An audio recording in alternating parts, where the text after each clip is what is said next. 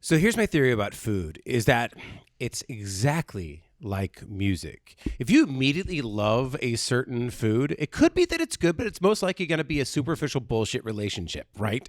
It's going to be a one-night food fling. Grab your shoes, walk down the street, feel a little proud of yourself and a little dirty, and you're not going to have a long-term relationship with that food. You're right. As food that takes a little bit longer to love, that you don't immediately understand, or you try it and you're like, and you keep on trying it and you fall in love with it. That's a long-term food relationship. For me, that was cheese.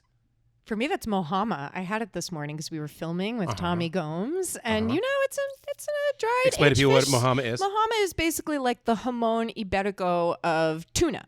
So you dry age a tuna steak, the main steak muscle, and hated it when Tommy gave it to me. I mean, it is gnarly at first. It is certainly it's a deep, dark, old fishy taste, but there's an expertise in it, and it's one of those things you kind of you either get it or you don't, and if you don't get it, if you hang with it, you might be able to snap into it. Mm-hmm. But expertise I hear you. Tastes shitty. Yeah, sometimes. I mean, that's it. Sometimes you're like, wow, the art of this is amazing. You try it, you're like, no. And see, for me, when I encounter foods like that, I'm like, okay, why don't I like this? What's my initial aversion to it? And then I try to think, well, this is a food. This is a perfected technique. This is something that people eat. So there's got to be something here that I'm missing, right? Yes. And so I try to back into that, and it's like, what is the nuance? What are the points of connection? What are the flavors? What are the references? And that's usually where I can get into my it. job as a food critic or food writer has been the entire time is you don't like it first time, try it 50 more times. Amen. And in different ways. And see, there's something about this that there's a charm that you have to access if you want to try and do this professionally, right? So for me, again, cheese was it. Because I'm born and raised in San Diego. I mean, we had some cheeses, but we didn't have the stinky ones. Venissimo, I think, opened up in San Diego. Venissimo was one of the first cheese shops, and it opened up, I think it was early 2000s, 2006, 2007. No matter where you lived, unless you lived in Manhattan Next and to had Murray's French cheese parents, shop. I think all Americans were pretty quality cheese starved up until fairly recently, 10, 15 years ago. So you'd smell the Red Hawks or the really stinky, just creamy triple creams, rind wash, all those. And I remember I first smelled it. I thought, well, apparently there's another type of human being that exists. Apparently there's another genus that's drawn to this. But it's not me. And then the more I tried, now I just crave all of this stinky stuff. It's so good. Do you know the trick about Trader Joe's triple cream, by the way? No. Because it's absolutely one of the best cheeses you can buy. It's not expensive. It's obviously available in bulk. But if you leave it out on your counter overnight, it just transforms to an even more beautiful product than it already is. It's a great value cheese. I mean, if you're eating cheese straight out of the fridge, you failed cheese. Agreed. There's a dairy farmer. God, that's so American. But so many people do that. I know. Well, that's not a precious thing. It's but you spent decent money on this piece of food. We just love refrigeration in the United States way more than any culture does because we have access to it more. Our electricity is cheaper, and we just totally got pilled on the 1950s food safety thing. And my biggest pet peeve is when somebody leaves butter in the fridge. What are you doing? Leave it on the counter. Although do put your eggs in the fridge. In the United States, you have to. Yeah, because it's not. Yeah, exactly.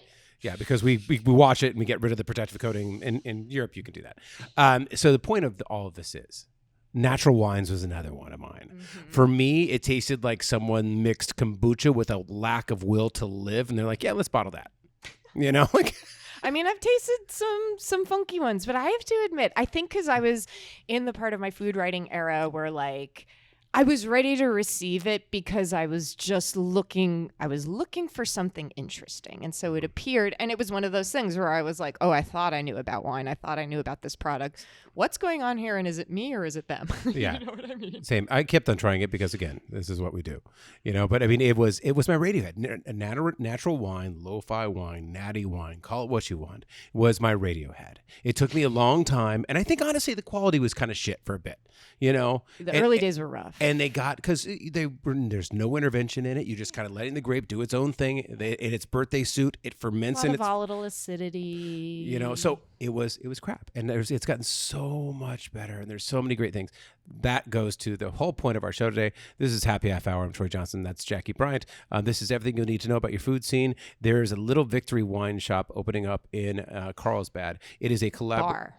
Little Victory Wine Bar. You're right. Shop is open in Encinitas. Yeah, shop is open in Encinitas. Little Victory Wine Bar in Carlsbad. It is a collaboration between a husband and wife chef who ran a pop-up called Long Story Short. And they... Oh God! Everybody loved the hell out of them. Yeah. They both cooked like Cowboy Star, Juniper, and Ivy, and they started doing their own thing. And then the other husband and wife again opened up Little Victory Wine Shop in Encinitas, and now they're doing these together. So they have the Long Story Short food, and they've got the Little Victory Natty wine, and that guy, he was at Juna Jolie. He studied at Bestia. He was the bar manager at Bestia, which is one of the best restaurants in the country and definitely in LA. So you have somebody from Bestia and somebody from Cowboy Star and Juniper and Ivy together. I actually have 4 of them together in one little shop in Carlsbad. So we're going to talk to them in just a little bit. But first, Jackie.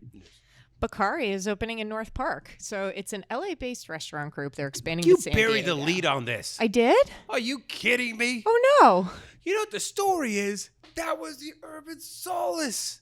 That's true. I was going to lead into it. Urban Solace. That iconic. No. Beautiful building. Okay, we fucked it up. I fucked it up. No, fair enough. I buried the lead. So the point of this is? The building. Has a tenant. So, yes. This is the southern building, the one that looks like it's Nolan's, in North Park, which Matt Gordon opened Urban Solace in, which kind of kicked off that modern renaissance of food in North Park. If you talk to anybody that's been in there for a long time, like, oh no, North Park was Urban Solace, kind of starting, a new vein of restaurateurs and cooks and chefs and creators and makers. But it went out in 2019. 2019, Matt had to close it. I think it was that long ago already? I know. So it's been 6 years that it hasn't had a tenant. God, and it's just this beautiful French, French Quarter building.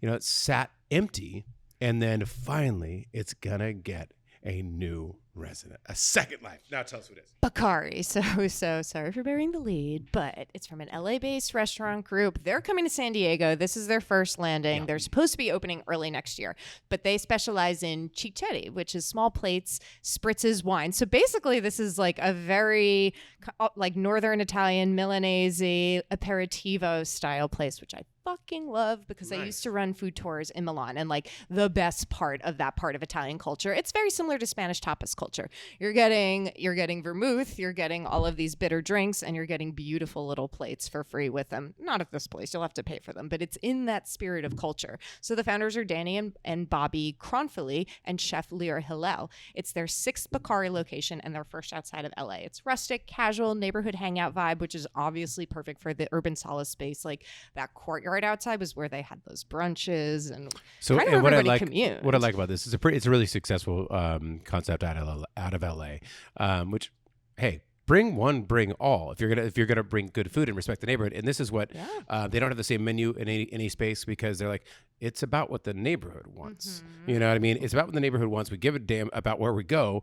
And with the building itself, we're not going to put Bakari, we're going to change this beautiful bone into something that looks exactly like our brand. You're like, no, we're going to lean into what it is. We're going to lean into the French Quarter. And that's a foot traffic spot, right? Like it's right next door to True North. You've got Finca and Mabel's and Tribute Pizza and like everything else right down the street, Layla up the street, Office Bar, et cetera, et cetera. So like that's a foot traffic spot because you're right on that corner of 30th and University. Coming in Cicchetti, 2026. little drinks, it makes sense. So the Natty barrel openers are opening a new spot in Escondido. So those of you who live east, like I do, will know these guys from their locally famous gastropub in Del Cerro, which is like kind of the only place to eat if you live north on the 8, but you're still in San Diego, east of San Diego State, right? So this is big news for Escondido. James Thorpe and John Heskett, they're opening Upper East in Escondido, which is like very cute if you know geography. So it'll be on 155 Grand Avenue, opening this month. It's family friendly, pet friendly, and late night friendly gastropub. So they're inspired by the growing Grand Avenue restaurant scene that's part of the Grand Avenue Vision Project. They'll be serving American classics like they do at their other location: burgers, wings, salad, dishes like ahi poke stack, a carnitas sandwich. There's a 20-tap bar, mostly local beers, as they do, a really impressive wine list, and pretty good house-made cocktails. Well, and it'll be interesting to see because Escondido, I'm from inland North County. Like Rancho Pesquitos, Rancho Bernardo, Escondido. That's kind of it was my quarter growing up, right?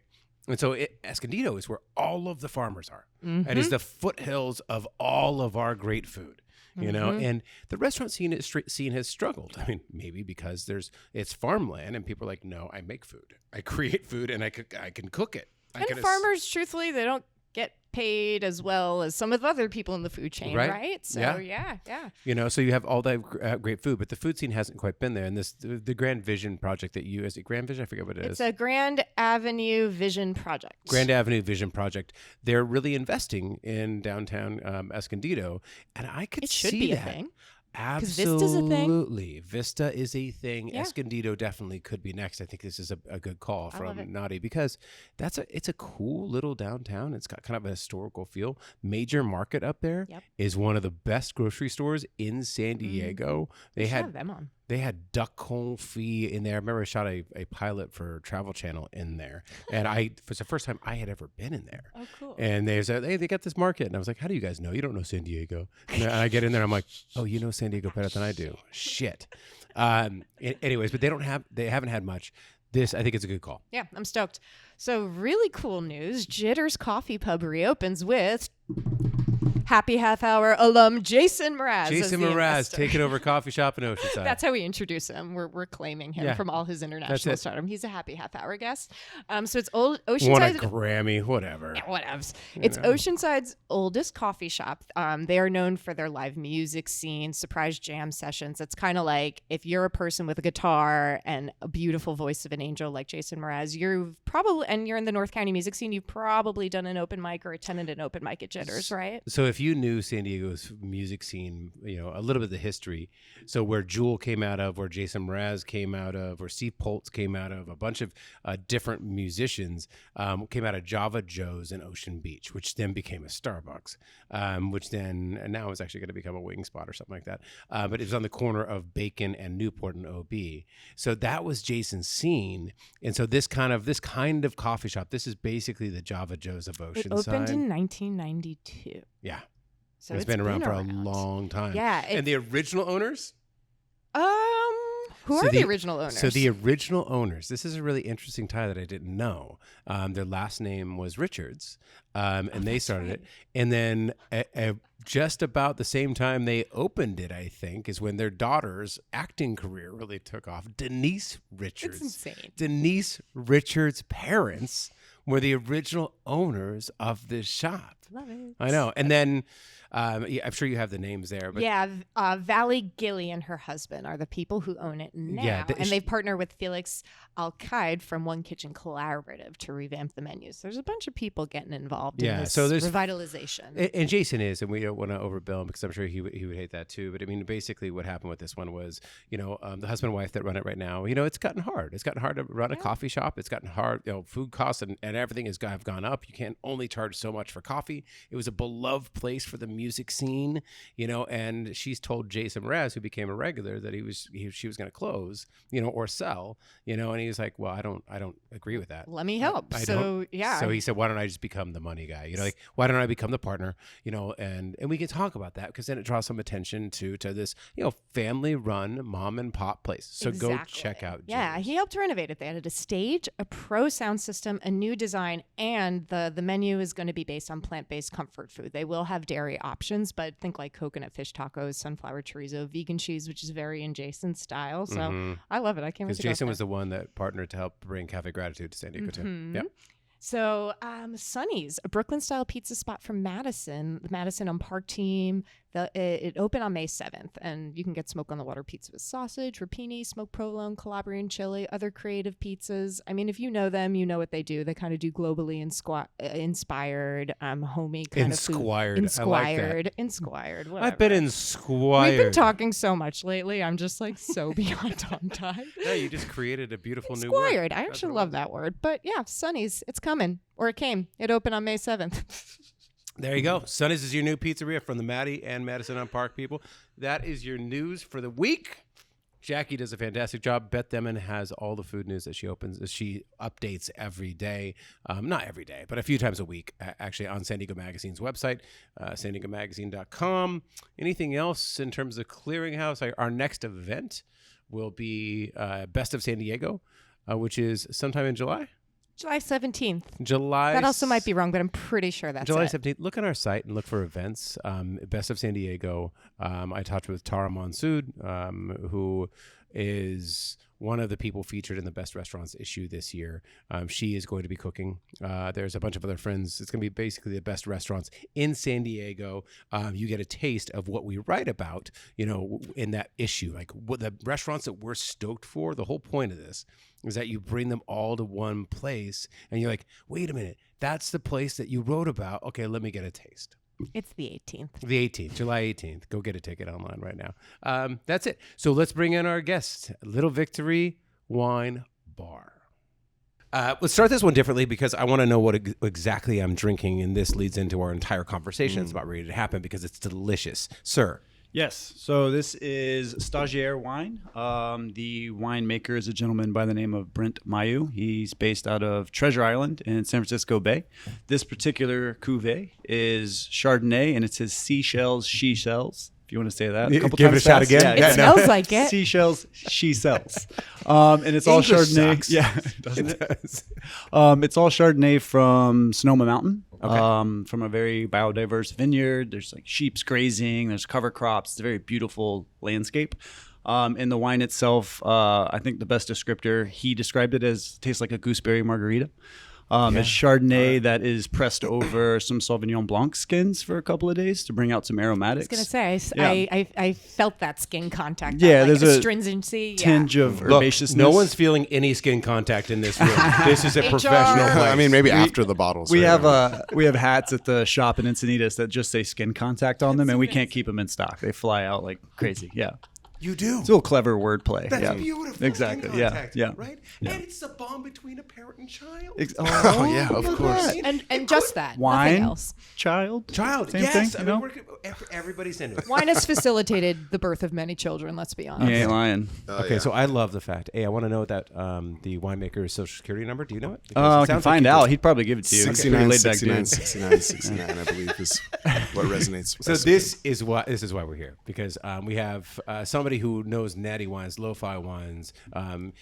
We don't need to quantify it better, but it's probably better than most human beings in San Diego at this time point in time. Opened up an amazing shop with a chef that's born and raised in San Diego. I'm going to give you their intro right now, and we're going to botch it. But first, where they're opening is Carlsbad. And here, I got to tell you something about Carlsbad. Did you know that Carlsbad was named because Captain John Fraser dug a well and he found spring water, and then he says that he sent it to Chicago to have the mineral and nutrient caliber or the content analyzed, and it came back as having the very similar content as the famed waters of Carlsbad, Bohemia.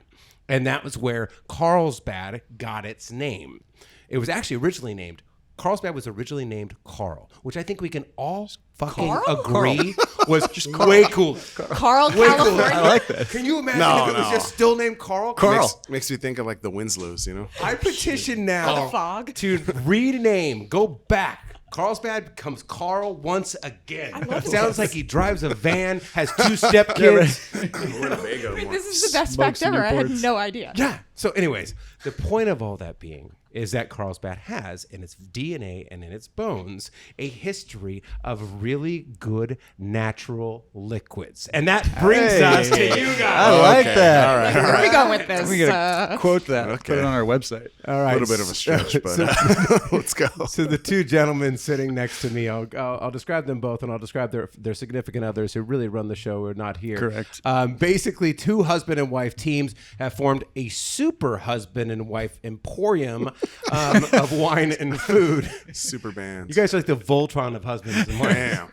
Okay. Two of them with us today. Natural wine obsessive Jeremy Simpson, who managed the bar program at one of LA's best restaurants, Bestia, and a few other places. Came to San Diego to open Little Victory in Encinitas. And chef Elliott Townsend, born and raised San Diego, National City, what? Hyper local food champion who worked at Cowboy Store. If I ever say what again, please just shoot me in the face. No, now now I'm snarfing. No, I have to wine say you're and good. I I'm- thought it was you're great. killing me, I'm Troy. throwing a couple in there tonight. You know why? Because I found out this man was an underground rapper at San Diego scene a long time What? ago. Yeah, What? drop a beat. Whoa. I know. See, so I started thinking about my Adidas back in the day. Damn. Okay, all right. We're living glory days today on Happy Half Hour. Anyways, Chef At, he was the chef de cuisine, which is right underneath Victor Jimenez, who's one of our best chefs in San Diego, one of my favorite people on the planet. Same mentor, legend. Yeah, Cowboy star, Juniper and Ivy. You and your wife were at as well. Right? Yes, yeah, we were just cooks there together, but we worked next to each other, and it was a blast. Just got to cook with my best friend and make good food. I mean, that's pretty much why I'm here now. You know what? I'd stay married to you if you talk about me like that. I think so too. I mean, she's easy on the eyes, so what can I do? I can tell they had a fight this morning because No, it's her birthday. Podcast, No, so many nice things about my wife. Are you a wife guy? He's always like this. Yeah, I mean, So you're a total wife guy. They are always I love like it. this. I don't know what that means. I have a wife, and Yeah. I mean, you love Yup. your wife. There's some guys who are not wife guys. Oh, you know, no, you know she's what a I mean? G, dude. Our first Saturday night, we had gotten slammed. It was a very busy night. Saturday at like maybe 1:30 in the morning, and I have a recording on my phone because I was sitting doing numbers, and I just hear them singing like the Temptations to each other, and I walk back in the kitchen. And I'm like, you people are sick. well, it's, like this is what is this? No, it's her birthday weekend. Now it is. So yeah. today's her birthday, so we started the party on, Monday, Right. and she likes the sauce as well. So Happy here we birthday, are. chef. Happy Yeah. birthday. And sauces like singing. Yes. That sauce begets Well, singing. she likes the sauce and also making sauces. Oh, there. So God bless. to round this back out, you four just opened Little Victory Wine Bar in Carlsbad. Yes, sir. Congratulations. Thanks, man. Thanks. Yeah, we're Yeah, 3 it's weeks been- in. You are 3 weeks in. We're 3 weeks in. to We're a just little babies, such a baby. tiny little babies. little wine babies. And we'll talk about both of your guys' experiences as we go along. Yeah, sure. But why Carlsbad first? For me, when I came down from LA, it was like 2021. I worked at Juno Jolie for a little while with Chef Eric and John, who are people that I adore, and took over the wine program there and at Campfire. And while I was there, sort of realized that Carlsbad Village specifically had like this burgeoning food scene that was really impressive. That I haven't traveled a lot around San Diego. I have a 4-year-old, 2 businesses. It's difficult to do a lot of different things. Yep. But there was an energy there, and there was a demographic that seemed like they were really into food and wine, and they actually cared and they were curious, which, as you know, with natural wine, kind of needs to be there. There needs to be a You need curiosity. to give a damn about the story. Yeah, there's plenty of folks, who are just sort of disinterested, but everyone around there was interested. And when we decided to find a space for the restaurant, we were like, I need to be in Carlsbad Village. Yeah. I wanted to be obviously near those guys just because they do a great job, and they're kind of on the north side of the village and State Street, where you kind of are the book ended on the south side. Yep. And it's a perfect kind of little area to where there's a real scene happening there, especially with their new spaces opening and with us going in there. Little Italy North. Yeah, I mean, it's really cool. so. So you were Carl or bust? I'm Carl or bust. Thank you, Jackie. I appreciate you renaming Carlsbad to what its original name was, Carl. With a van, with some fuzzy Down by the dice. river. It's a Winnebago, I think. That's how Yeah, I it think sounds. it's a That's how Winnebago. it sounds to me. It does, like Chevy Chase. Winnebago on the related to beach. Chevy Chase, Yeah. Plugging in some Christmas Yeah. lights. Just a mustache. Just a mustache. Just a mustache, yeah. I do, whatever Captain Kino looks like, I imagine it's like that. Oh, okay. I want you guys to take Captain Kino does. Yeah, that's great. Great reference. OG San Diego. Yeah. What was the original? Or what was the opening week like? Opening night. Paint me a picture of how oh man, insane we this have is. been very blessed to be full every night. Opening night was, dare I say, kind of smooth. Yeah. You are so screwed. No, it was impressive on both ends. I mean, the establishment is small. Yeah. Which lends itself to 38 seats. 38 inside, 25 outside. Okay. Yeah. By design, right? Two people in the kitchen. You know, the two people in the kitchen have a synchronicity, let's say. It's me and my wife. It's me and my wife. So, we've been cooking together for a long time, which is great. It helps things operate a little more smoothly on an opening night than I would anticipate others. Is it just you and your wife? Do you have line cooks in there? No, it's just the two of us. We are the line cooks and we now have a dishwasher, thankfully. Garde manger, you are everything. Yeah, we are. Expo. We have a dishwasher, which is that's the one thing we learned we needed a dishwasher after a few days. Yeah. Right. Because they were washing dishes. But opening day, we didn't have one. Yeah. But we have done that before because, I think every chef has washed dishes. And if they haven't, well, then they should. It just needs to get done, so we do it. Yep. And it's just that simple. It's fun. We're listening to music. I think every human being should wash dishes. I mean, I agree. In a professional kitchen. I agree. No, I disagree with that totally because somebody's going to go in there. I'm like, hurry up. Yeah, it has to be the hurry right type up. of It's like, no. Everyone should have that experience. Troy Johnson told me to come in here. Not at your expense. God damn it. No, I'm cool. You get self-glamorous stages coming in there. They're like, look, I want to be in the dish pit, man. No. I'm going to earn my keep. I don't want to paint that picture. The people in the dish area are the most important people in the kitchen by far. So treat them like royalty and you'll also do well. Yep. Doesn't always happen, unfortunately, but it's a phrase I live by, and it translates well. In your organization, what you may see up front or the person that gets a name on, there are 50 people, cranking that machine, helping, and you can't do it without. Yeah. I mean, I've even had cooks say, I don't wash dishes, chef. It's like, all right. See ya. Yeah. I mean, no, because then I'll have to do whatever they do the next day. And it's just like, okay, heard. So mental note, not trustworthy. Very telling of their character. Yeah, but...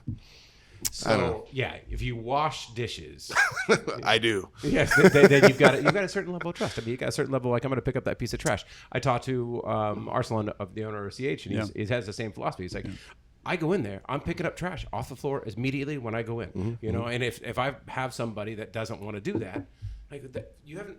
That's not what we're about. Yeah, it sort of trickles down. If you kind of set the example from the top, you like to see everyone else kind of follow suit. Yep. Especially there. We're talking about opening night and the fluidity of it. And our staff, our front of house team, not only do we have an amazing back of house team, but the front of house staff, they've all worked in fine dining. Yeah, I've worked with them for years. And so it's nice to be able to trust these different components, to know that there's 3 of us up front and me, and then chefs. There's 7 people working there. We're busting out 150 covers a night. I think that's great. So I think what was really gratifying for me on that in opening night, since we're talking about that, was the reciprocity between front and back of the house with people who hadn't worked together.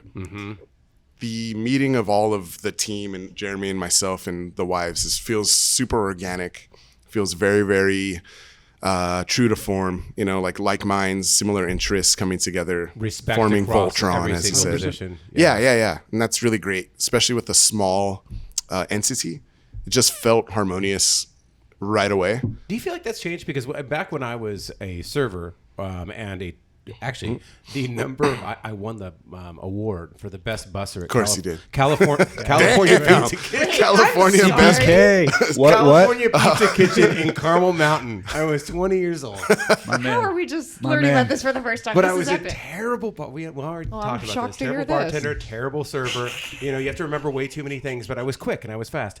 Anyways, back then, there wasn't a respect across. Do you feel like that's changed? Like everybody, the servers who were our best server, the bartenders didn't respect anybody. There was very much a caste system that existed. I wouldn't say that's universally changed. I say they've changed in the right places. If you really want, we brought up John and Eric earlier, and just if you want to run a really great restaurant where that feeling is mirrored to the guests, where they come there and they feel at home and they feel content and they're enjoying themselves, you kind of have to have that there. You can't be yelling at the dishwasher, yelling at someone who's a bar back, and then think that people aren't going to feel that energy. You have to really make a point to respect everyone across the board. And for me, we're owners of the space, but I've just worked in restaurants for 20 years. It's not like I come from like money or anything. Like this is something that I learned myself. I was like, okay, well, boot meat strap. Yeah, well, if I'm a leader of teams, and that like we all know, like there's many chefs and restaurateurs who don't operate that way. For me, it was like I need to be respectful of every human being. That's how you should treat people in general. But in a restaurant, if you do that, I find that folks are more willing to not try harder, but you tap into who they really are. Sure, and if you have good people, them, they're going to believe in you. 100%. Yeah. I mean, company culture has a lot to do with it, right? Like I've worked at restaurants where the servers have been there for a long time, and they're entitled, and they're for sure lazy. Oh yeah, right. It's routine based. They're the queens of the the front and row. it's understandable. Yeah. I don't think there should be any animosity between it, but I think trying to come into an establishment and breed a new breath of motivation or like righteousness is incredibly difficult. And what ends up happening, or at least in my world, is I've had to kind of read the room once you walk in. You're not the main character kind of vibe, and try to get both sides to adhere to your new plan, which is fucking impossible. Yeah, it's impossible. Yeah. So here's a question for you. How hard is it to find people, or is it a little bit easier nowadays because we've had a food education, we've had a food awakening, I think as a general American marketplace, but also in San Diego, especially. We didn't know shit 15, 20 years ago. It just wasn't here. The culture, we had all the food, but it was up in the hills, and it was going to LA, it was going to New York. Sure. Has it become your story, because you are natural wine focused, right? Yep. I mean, that's really was at the heart of what you do in the front of the house, right? And you are local food focused, right? You've been known, you and your wife have been known for being almost obsessives, about local food. An amazing thing to be obsessed about. Yeah. But if you're gonna have people working with you, you got to get them to buy in the story, right? Is that harder for you guys? I think that. Oh wait, so harder to buy into the story of locality? Harder to find people that really could. Because you need people that are like, I want to know that entire story, and I can do that social security card thing about that wine. They gotta want to learn the menu, right? Yeah. Yeah, I'm pretty insular with the folks that I hire. Like he was saying earlier, if I find someone that I like, I will box them in and I will pay them well, and I will not let them leave. Like our Jenny, who's our assistant wine director, who we all adore. She's like a really benevolent version of the movie Saw. Yeah. Close him out of mind, drag him into a closet. Here's how you get $2 more an hour. Yeah. You want to make a tip? Yeah, right? You got to play my game. But she's going to school for psychology, and I keep joking, like, you need to switch that over to restaurant management because you're never leaving. Because, and also that's the same thing. So it's a 1-to-1. We adore her, and there's just like, for me, I put that before profit, for lack of, maybe for better or worse, and the idea of having happy people and it not being like, we're not trying to scale out and have 25 restaurants, right? Like we don't need that kind of, those numbers on the back end. We need I love to that like, Elliott just got uncomfortable. He's thinking 2022 restaurants. Yeah, right. Well, no. I want like 2 more.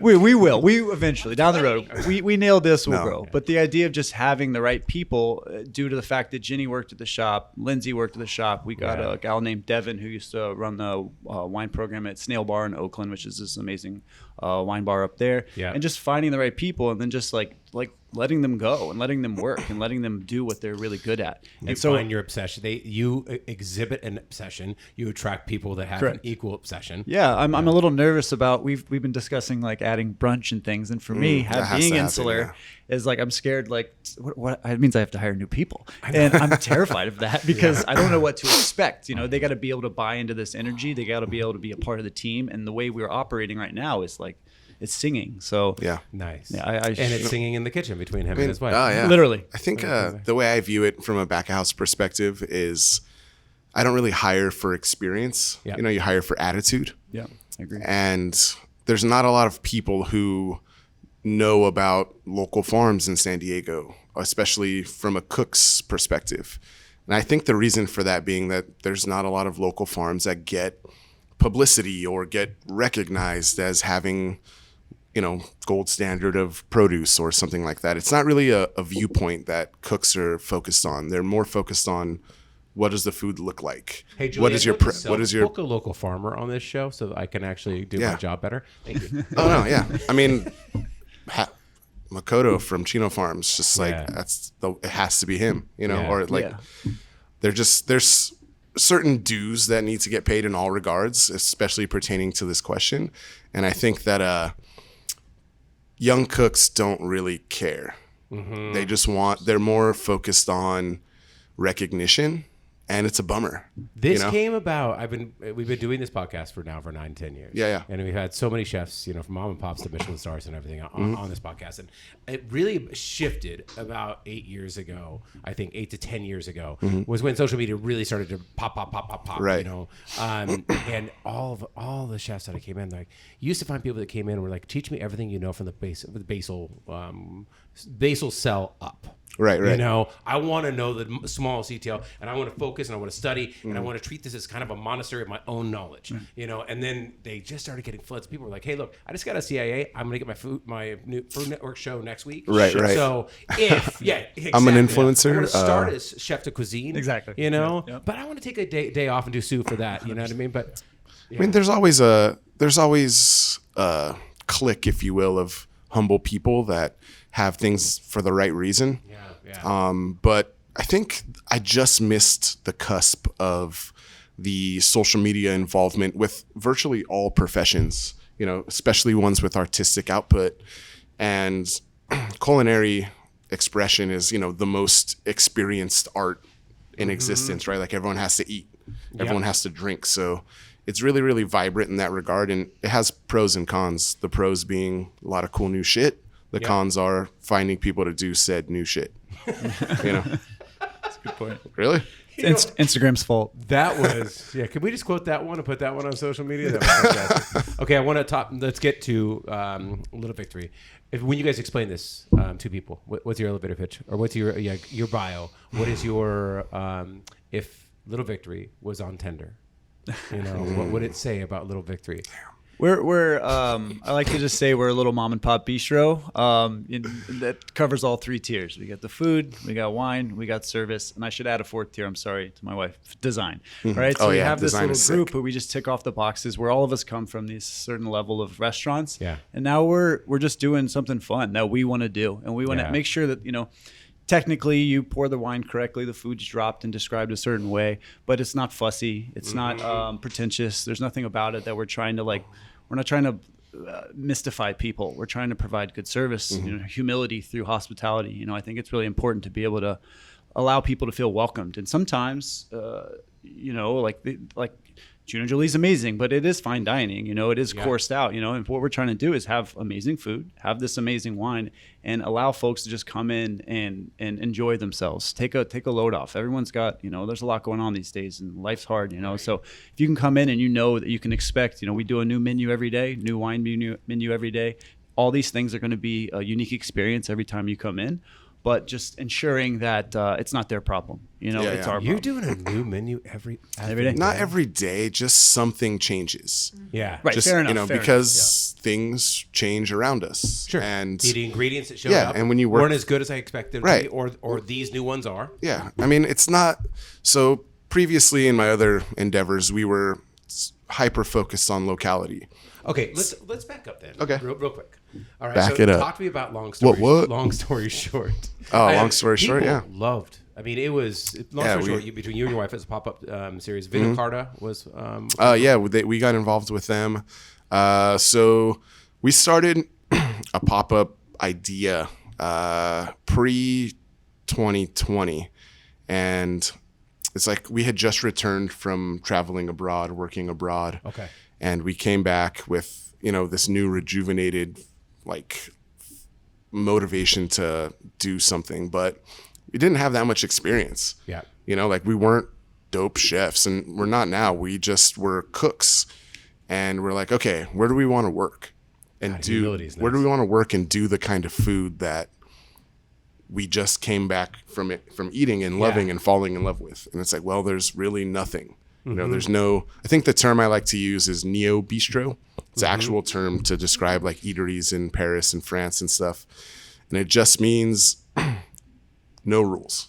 Yeah. Right? We just do what we do, and we work with people around us, not to be cool, but because their shit tastes the best. Yeah. Food from right over there tastes better than something older and further away, right? It just respects the microclimate and the kind of small aspect of terroir in San Diego, which is why I fell in love with natural wine. Same shit. And terroir, when you talk about terroir, it sounds like this really pretentious, frippery, like esoteric thing. It's just a word. It's just like the cloud of food, Sure. But it's just a word. And what to your point, there's a whole. You can talk about the ecosystem, and you can talk about the. I mean, it just means what something is gonna taste like. Yeah. Right. Like. It's a reflective of place. Yeah, like fish that comes out of that water is gonna taste different than something else, or turnips that come out of that dirt are gonna taste like that dirt. So and it's our dirt. That's our dirt. Yeah. So let's eat that shit. Yeah. And it's probably, and I to get a little hippie, because I do live in OP and I do go to people's co-op. Yeah. All the time. It's like the local pollinated honey. Yeah. I mean, that probably does help you physically, because it's made from the same kind of microbes that are in our air, in our soil, everything. It's like if you have an allergy attack, you eat local honey. Yeah. That kind of stuff. Yeah. Medicinal. Exactly. So we're not claiming to be, this is WebMD of food. Yeah. But let's get back to that. That plays actually into natural wines, which I want to talk to you about, which has became, really your area of expertise. And we'll talk about like who you study with in just a little bit, but that's one of the tenets of natural wine, right? You use native yeast. Can you explain to why that's so cool? Why that's, grapes, as they grow in the vineyard, they have yeast on them. So if you were to just not touch the grapes, they're going to ferment on their own anyways. The additives of commercial yeast is something that you want to taste the same each time. It's the yeast. Troy's dying. The natural yeast. This is a happy half hour first. We've never lost Troy on air before. I know. That's the native yeast acting right there. I felt like I passed out. You get a little bit older, it goes down the wrong pipe a little bit more. I do know. Takes you down. Anyways, okay. You got it? Yeah, go for it. Ambient yeast, native yeasts are just the yeast eat the sugars that are in the grapes. If you use an industrial commercial yeast, you want that to taste the same every time. You think about something called champagne yeast. Yep. You're not looking for something unique, something that's going to be different every time. Yeah. Every vintage, every bottle, a lot of the times with natural wine. Yep. So that's one of the tenets of natural wine, and what it is no addition of yeast of any sort. Let the grapes do what they're meant to do. And you're sort of a steward for the process. And the great thing about that is that it's like a surprise box. It's a Jack in the Box. Sure. But it's a different thing that comes out of the Jack in the Box every single time. You'll get close, right? But there's a lot more variance. And I think in our pursuit in American food system to have everything taste perfectly the same every time. Look, there's something good to be said about that for consistency. I get that. Like, have you ever been to a restaurant where it was great one week and you come back the next week and you're like, of course, my own, my own. I'm like, God damn, what are we doing here? But yeah, of course we have. Yeah.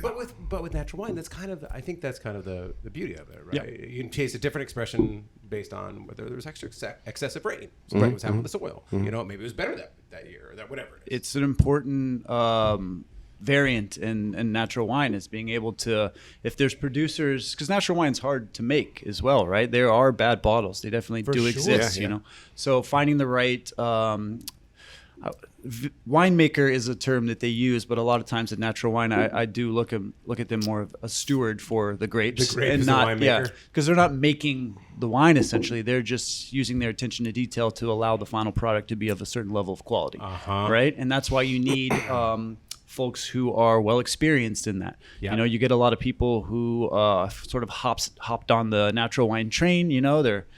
You'll hear it called hipster juice and things like that, and they're sort of Johnny come latelys to the game, and they're doing it because they want to be cool, right. And that's not what we're about. That's not what I'm interested in. A lot of the wines we carry, like even these two folks, they're all trained in. Both of these folks actually trained in Jura, in eastern France, and areas where they've kind of always made that wine this way. I was gonna say this tastes like a beautiful, like lightly jammy, crushable Jura wine. Beautiful. So that's if I may, that's Damien Bastian is the producer, Carlsbad Libre. So this gentleman studied under Jean-Francois Ganabat, who's one of Elliott's favorite producers. Good luck finding a bottle. He's just a cult. Yeah, he's like an icon. It's like saying Spielberg's your favorite director. Like, duh. You know what I mean? But he learned in the Jura and then moved to Savoie. where he's mastered winemaking in that area, specifically with indigenous grapes, or Chasselas specifically, which is sort of a Swiss grape. He's right on the border near Lake Geneva, near the Swiss border. And it's cooler climate. So what you inherently have is a little less sugar in the grapes. So the final byproduct is going to have higher acidity, a little less alcohol. This blend is going to be Gamay and Chasselas blended together.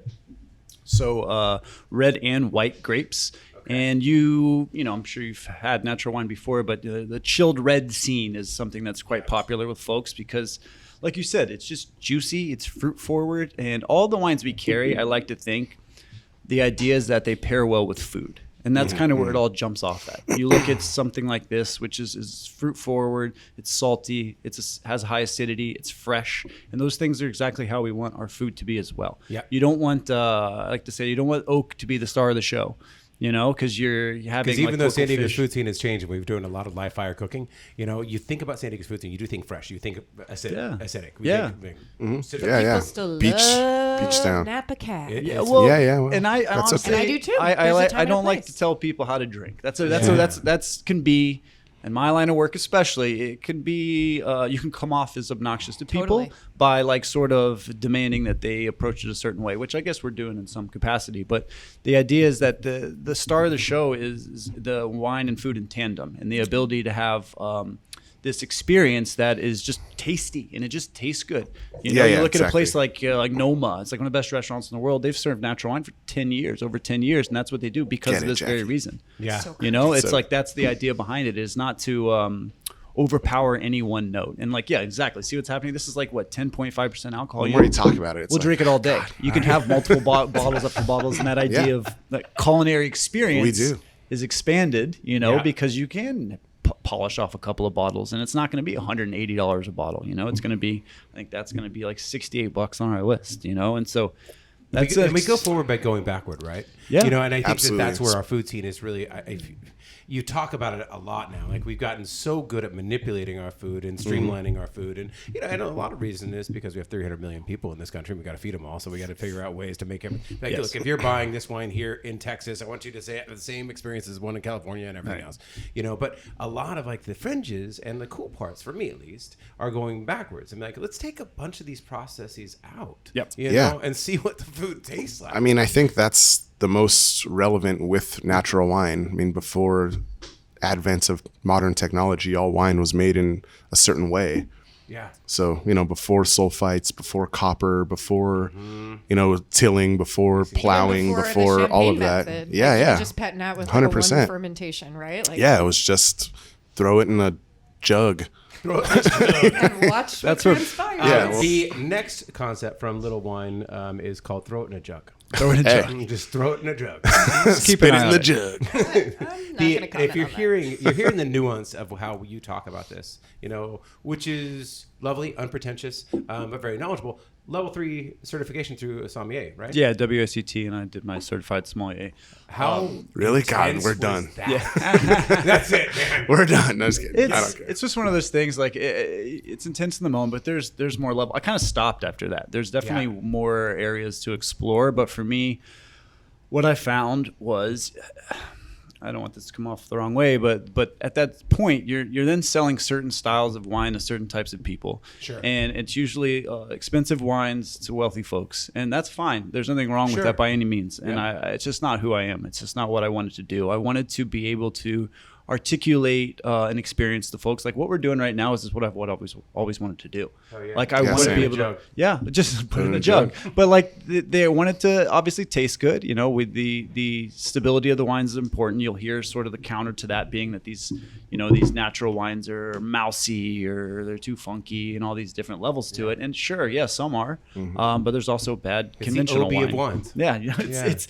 It's my job on the back end to make sure these wines taste good, right? And that's where the expertise comes in. That's where maybe the obnoxious parts come in, but it's not in front of the guest. You know, I'm going to put a glass in front of you, and a big thing at the bar. I'm obnoxious in isolation, so that I can then present to you. That's a very good description. I hear everything in the kitchen. That's a very good description of me. Yeah, but we're big on at the bar too of like providing autonomy for guests. Is we pour anything by the glass for you to taste. If I the other day I had a two top outside that wanted to try 6 different wines, and I literally grabbed 6 wines and just walked out there and was like, let's boogie. Like, here, let me boom, boom, boom, boom, boom. I'll explain. And then you give the power to the people to be able to make their own decisions. If you don't like that wine, great. We have some. There's wines by the glass and not just one wine. Third concept coming from Little Victory called Let's Boogie. Yeah. Let's boogie. Yes. And just a disclaimer, I don't let people taste 6 food items before they pick. Just a little. Right? I mean, I guess I would if you told me to. But So talk to me about your guys. How'd you guys meet? I mean, did you obviously you guys have been in the food scene together now for a few years? Was it just through mutual friends you heard about each other? honestly, I replied to a Craigslist ad. No shit. Swear to God, dude. I mean, I knew about Little Victory. Yeah. And I was, looking for the next step, something that might, because Were you afraid when you went into the restaurant he was going to kill you and stuff you in a body bag? who, Jay? Yeah, because Craigslist, I mean, right? Isn't that what happens? No. Okay, got Dude, it. Craigslist is like for cooks, it's bread He and came butter. with Kelly, so he was safe. Yeah, Okay, bread we and were butter, off bread and butter. Craigslist. Yeah, we met on Craigslist. I saw an ad and I knew who Little Victory was. There's only like a handful of establishments that do natural wine. Yeah. And I want to work at one of them, or open one. It's more appropriately. Yeah. Saw the ad, talked to Jay, and I think he called me the next day, and we kind of chatted for like a half hour, and it seemed like a good conversation. You had that natty wine bug too. You knew a little bit about it. I have been in love with natural wine for probably the past 5 years. That's his Instagram handle, Natty Wine Chef. It Natty is, Wine yeah. Chef. It started as a joke from a friend of mine who's Natty Wine Guy, who is a G, and I did it to piss him off. Right. And then everyone's like, "No, that's sick." So I was all right. So now it's pissed him off even more. So it worked out perfectly. Right? Mission accomplished. Yeah. Your friend pissed off. Yeah. Done. But yeah, I've been in love with natural wine for a while, and I think the love came from the same ethos that we have when it comes to sourcing food, right? Like, and why wouldn't it be? If you are a farm to table restaurant or a chef, I think it behooves oneself to be interested in all things that follow that same guideline of farm to glass, or terroir And to minimal intervention. The right yeah, kind of absolutely intervention. minimal intervention. And that's some of my favorite chefs in San Diego or anywhere over the years have always said. You learn to do all the emulsifications, and you learn to do all the foams, you learn to do everything else, and all this. We're using centrifuges and everything else. He said, but then after you get to a certain point, you learn to dial it back. I mean, that was the same thing. Following so many incredible chefs that do these farm to table movements. And then it's like, well, what are they drinking? Like, well, what are you serving to people on this regard? I mean, it's equally as important financially for your restaurant, if not more, right? To have a beverage program that is eclectic, let's say. Yeah. So, do the work. For sure. Study a little, read a little, drink a lot. Well, yeah, I mean, it sounds like a great journey. If you've got a sourcing philosophy, that should flow through to Right. everything in your 4 walls. It right? should, but as much as you yeah, can it should, in but there, doesn't very often. So that was one thing that we noticed, and we're like, let's try to do that. And met Jeremy. Here we are. You were tired of stuffing an entire kitchen into you and your wife's trunk, weren't you? I wouldn't say I was tired of it, but yeah, it sucked. I mean, you got to do what you got to do, right? Like, you pop up. It's interesting because pop-ups are flourishing right now. Yeah. Because as you guys know right now, leases are very expensive. Yep. As everything is, it's hard to open up a restaurant. So you have to, you want to kind of pop it up, get that attention, and see and R&D it in live time with friends and strangers, and see if you got an idea, if people are resonating. Yeah, I mean, when we started, long story short, we had so many different iterations, right? Like one of them, the first one we did was 6 courses out of our house for like $60, just giving it away. I'm a little. You know what I mean? Get a Like, call. Me too. well, Right? no one got a call. It was like, hey, you're my friend. Will you tell me if our food doesn't suck and like give us a little money for also it? please pay me. I'm gonna rename my Instagram Natty Wine Writer just to piss you God off. damn it. I'm already pissed. No, I'm just kidding. Look, I think the more people that get exposed to what we're doing in any regard is a win. So please do. Seriously. Like, So you're doing it out of your house. And then did you go to at that old gas station? Am I making that up? What is it? I'm totally making that Old up. gas station. I mean, maybe. Okay. We've done so many pop-ups out of random places that, like, were illegal as fuck. It's like, Seriously, like for real. And that's the the guerrilla nature of the pop-up existence, right? Is like, well, do you have a space? Yeah. Done. Like I have tables and an induction burner and extension cords. Let's do this. Any part of you love that because you were an underground rapper? I think the part of me, not because of that. Well, I think I had that ability to be like, fuck it, let's just go and do what we have to do because of the b-boy culture that I lived in years ago. No, but it really, some of my favorite shows were in places that weren't supposed to be. Yeah. It's really about just making it happen with what you got. Yeah. And money talks and bullshit walks, to quote Danny DeVito, my favorite actor of all time. You know, want to hear a story about Danny DeVito? Yes. Of course. That's all I want to hear.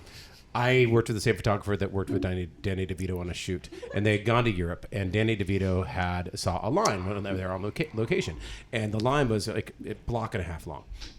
And so he told his assistant, I don't give a shit what that is. Go buy it. Yeah. You know, and so the assistant comes back to set, and he has a massive wheel of cheese. Massive. Hell yeah. Like $1,000 wheel. As if I needed another reason to love Danny DeVito, man. Dude, it gets so much fun. Yeah. And so he gets it on the plane, and as they're coming back into the United States, obviously you have to declare what you have. And he goes, the airline attendant says to Danny DeVito, says, you know, sir, do you have anything to declare? And he goes, I just got some cheese. And she goes, oh, sir, you can't bring cheese back from Europe into the United States. And he goes, I spent $1,000 on cheese. Oh, man. What a bummer. So Danny DeVito goes, Eat it. You got some plates? Yeah. Hell yeah. He did. He got all the plates. Man of the people. Danny DeVito walked out of first class So with sick. little plates and served everybody on the plane. You know, he's like, Oh, man. So that's the time I love that man more than anything. And it was okay. So back to your story. I know we're getting close. That's fun though. We're getting close at time. You talked about like how much the food should pair with the wine. So you guys talk all the time. Like, what does it go like? Okay, let's take this wine right here. Mm-hmm. That quick primer on this wine in like one sentence again, and how would you pair it? Well, we don't. I would say we have a traditional food and wine pairing approach to it. Okay. I'd like to think that there's a few outliers, but most of the wines on the list are going to pair with their style of cooking. That's why we kind of philosophically hit it off so quickly, because the ingredients they use, the freshness in which the ingredients are presented, pair well with a good portion of the wines that we have on the list. Yeah. Okay. Got it. So it's more of about just kind of. It's not like I'm getting a top note of barnyard in this, which would go well. Pairings to me are a separate conversation. I like them, but don't care about them. Yeah. I just don't think that it's gonna highlight each other so dramatically that it needs to be expressed as such. So like, is there a more natural, intuitive way to do this, you think? Like just styling the whole experience? I think just drink what you like. Down? And it's eat what you want. You see that's articles. the whole point of Little Victory, right? You'll see articles nowadays where it's like, well, you can actually drink red wine with seafood, and it's like something where it's like, it's a word salad. I can spin you a yarn about why this pairs with this. It doesn't necessarily make it true. I hated when I was told I was going to write about food. Yeah, I hated it because of those word salads. Yes, it's a lot. I was like, I don't. This seems pretentious as shit. It's just like, oh my God. Oh, I had a gig one year where I was writing like wine notes for, I was doing, copywriting for a wine company, and I had to taste wine and do all the notes and do like detailed tasting guides. And I learned a lot, but I wanted to die by the end of that assignment because I was just like, who is even reading this? What does it matter? It's also subjective. It kind of sent me to the moon. Yeah. I mean, there are moments where you go to a nice place and have this pairing, like, oh my God, these work so well together. But sauté and foie yeah, like that first time sauté and foie gras. Yeah, and I hate to sure, fair enough. Yeah, of course. Yeah, I think that's a good example. Yeah. There are classics that, champagne and fried chicken. There are things that deserve to be drunk and eaten together. But like the list, like you said, like, this is red fruit driven, boysenberries, citrus fruits. There's some acacia notes, there's some floral notes. And like I can make you a laundry list of the things that are represented in there. And they are, right? They're inherently in there. But also like that if, chefs, and they don't do this, but fatty, rich, dishes, if you have a fruity component that adds to it, it's almost like a compote or something you add there that makes the combination more appealing. But if you just have damn good food and damn good wine, they're not running into each other. Like the whole thing is way less precious than we've been led to believe. It's bistro food and bistro wine for the lack of no rules, right? It's not organic chemistry trying to put that dish with a glass of wine. 100%. Yeah, right. It's drink what you want, eat what you want. There are no rules. That's kind of why this is working out between us, right? Yeah. It's like I want to come see you sing with your wife in the Please, kitchen. yeah, you guys. You are a wife guy. There's no room in the kitchen for anyone else, but maybe you can hang out. So it's small spot. And where did the name Little Victory come from? Just a name. I over the years just had a notebook of concepts that I wanted to come up with that I've always wanted to do, and Little Victory was just a term that, you know, my wife and I, my wife's a successful business owner in her own right. She has a fitness company, and she's a badass, for lack of a better term. What name of the fitness It's company? called Pound Rock Out Workout. So it's like group fitness class with weighted drumsticks. Okay. Kind of, cool. I always say it's kind of like Zumba, but with that rock actually music. sounds like a workout I would enjoy. No, it's dope. It's really cool. So like It's Richard cool. Simmons meets Neil Peart. I like that combination. But yeah. Damn. But That's yes. a dream. So she sort of taught me like the approach to like success and true value from what you do from a living is setting these small goals, and these small goals build up and build up and build up, and so they're your little victories. And so that was the idea behind the shop and now the bar. Was this is our little victory that's now become a somewhat larger victory. You guys have both redeemed my faith in men. Not that I lost my faith in men. I am one. Working on it. But it is, you know, to show respect to your like significant. I feel other. okay about you guys. yeah. I feel good about this. I'm sure you're terrible. It's not like it's not a conscious thing. It's just like, I'm happy. Yeah. Why are we doing? It's just because good people in your life, you know, bring that out, and you just move forward with it. In business, in anything. Yeah. I mean, sure. Good inputs, right? Well, it's good like grapes, good it's like, produce, good people. I'll tell the servers or Jeremy, it's like, look, there will be a moment when it's hot in the kitchen. When my wife and I are like, fuck you, no, fuck you. Okay, so you like, do that happens. Yeah, of course. Thank So God you're just normal. people They're like chefs, everyone they're else. still God chefs. damn. Yeah. But end of the day, it's like, well, I mean, like, you look pretty good, so I guess I'll let that slide. You know, that's what she says to me. Shit. Yeah, for sure. No, it's just good people doing, you know, what they want to do. So I think that really resonates between our morale. Like, I want to be here. There's so many more things that I wanted to ask you guys, but this is going to be like a 7-hour podcast. Yeah. I mean, the people that you worked with are like pretty fucking amazing, you know, and you've been able to learn from some of the best. I mean, Bestia, obviously, Cowboy Star. Mm-hmm. Jay and I, how long were you at Jay and I? I was there for a year as a cook. Okay. I mean, Sloan's my guy. He is a G. I love that cat, dude. John Sloan is one of the smartest, most thoughtful. I actually respect him immensely. Yeah. And I remember when we were there, he would be kind of kicking it at the chef's counter while, you know, kitchen was getting done. And some of the cooks were, you know, look at the chef, he's not doing shit. And then as I evolved and became a chef, I'm like, that guy doesn't have to do shit. He established the system that you're making work, because all this is working because of men like him, people like him. Because the system, like, he's sitting there because you have no idea how hard he's worked behind the scenes to make sure that you have everything you need. Mm-hmm. Yeah, right. So I learned a lot from him about how to treat people. Yeah, which is, you know, some of the most valuable kind of insight you can get as a industry professional. One of the best. I mean, obviously working with Sprout up in LA, you probably got this as well. There's probably have to be a lot of systems when you have that many restaurants. 100%. But I mean, most of the people I know that have done well in craft, whatever, or, you know, have said my best experience came from California Pizza Kitchen, came from BJ's, came from, because they have systems, because their system is so big. They have to have QC along the way. You know, if you can apply that QC tenets and good operations to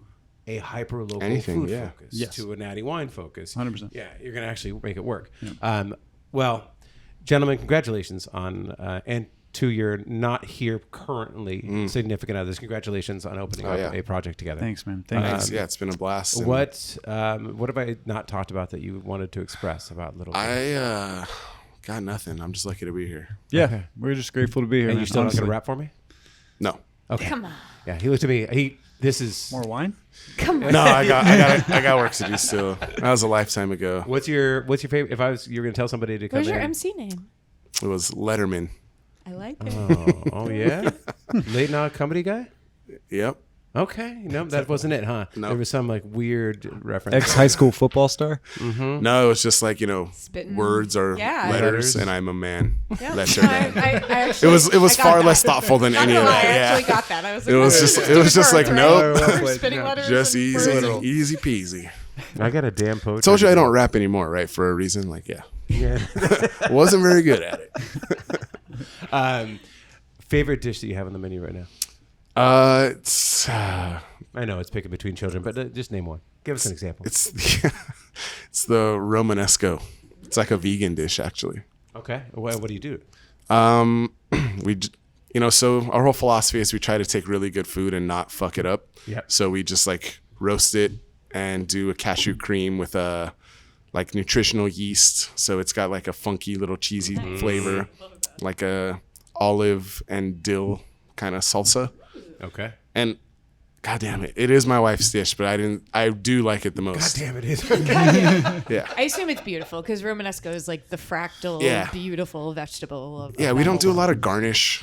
Yeah. We don't do a lot of that shit. We don't use flowers. Yeah. It's just honest stuff presented that way. Yeah. Not to say that I don't like any of that, and God bless anyone who does, but like we just say fuck it, it's not our vibe. Yeah. Here's some good food. Yeah, minimal, Their very food is very so minimal. damn good. It doesn't need Try it. to do minimal things. Yeah. But yeah, no flowers.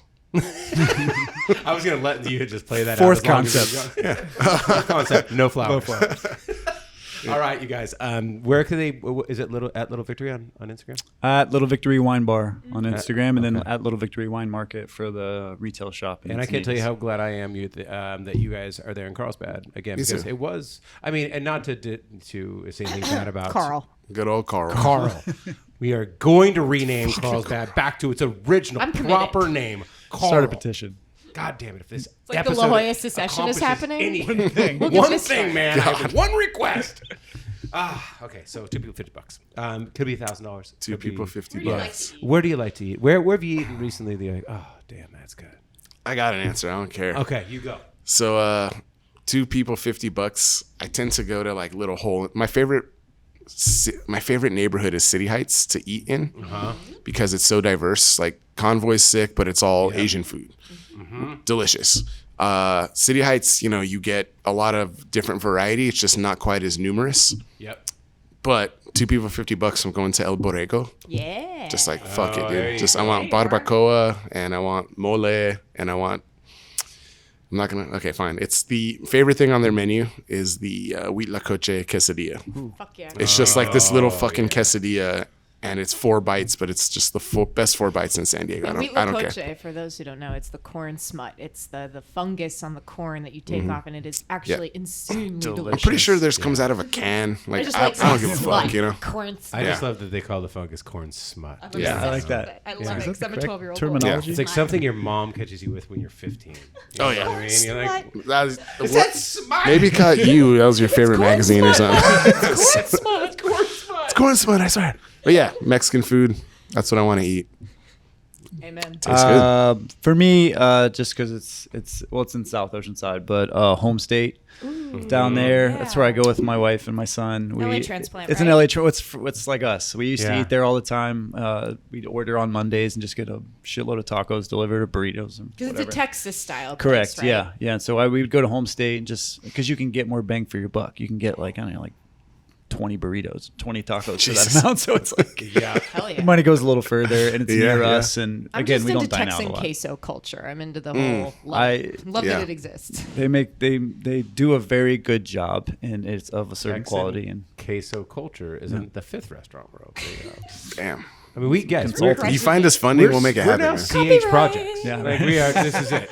We just became. finally, Jackie. I'm going to Roots Bowls on El Cajon over in where Hillcrest meets North Park in the worst intersection in San Diego, that El Cajon Park Boulevard shit show that I have literally turned into the wrong lane and gone the wrong way. Yeah, and I'm yeah. an excellent driver, actually. So if I'm doing that, it's very bad. Anyway, Oh. Roots Bowls is right there on El Cajon, kind of catty cornered from Live Wire, in that area in one of those newish buildings. And it's just a really good place to get acai bowl and smoothies cool. and coffee coffee, and they do like an amazing job. My favorite thing is that instead of just an acai or pitaya or whatever base, they have a matcha base and a coconut that's pretty sick. base. Yeah. And then you mix them, and then you add all the stuff.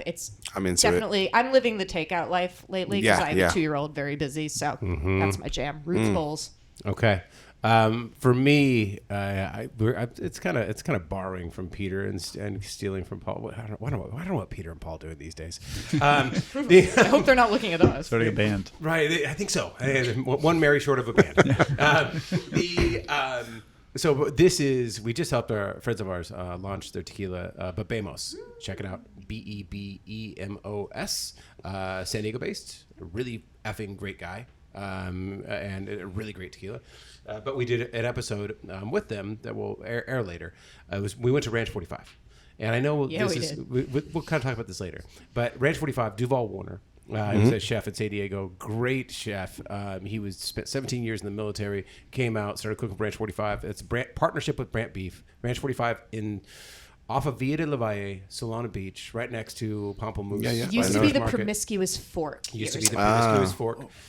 It is basically Brant Beef's San Diego headquarters is right upstairs. So Brant does that's cool. Does good meat, and downstairs is now the full-on butcher shop, right? So they have it's heavenly. Like you got all their cuts right there. Like you want steak and eggs, you can go and look at the cut and be like, "Can you throw that one on?" Wow, that's rad. Duval can cook. Duval can cook.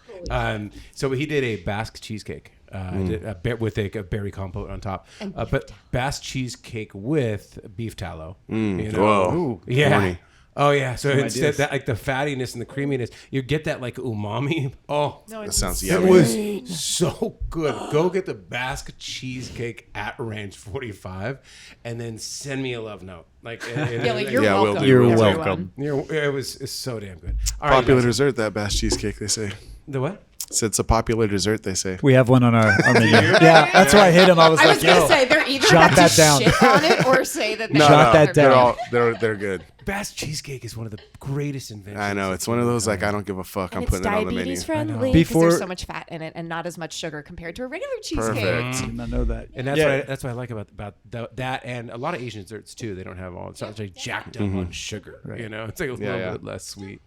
All right, you guys, Little Victory, thank you guys so much for coming on and sharing your story. Thank you for the delicious wines. Thank you guys. This wine rules.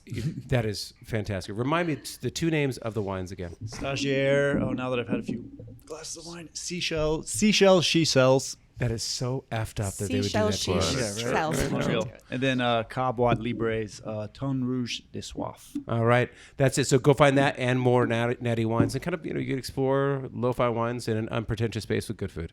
And people singing in the back. And sometimes telling each other to F off. All right. That's been Little Victory, you guys. Next week, who we got next week, Jay? Oh, we have oak steak. I'm so stoked to talk to this guy. It's just a guy who started a barbecue sauce, and I loved the burger that it was on. And I'm hey, man, why don't you come on and talk to me about barbecue sauce? What, where, when, and why? It's journalism. I like little guys starting things, and that tastes good. Yeah. That's the idea for next week. Same. Agreed. All right, you guys. We'll talk next week. Bye.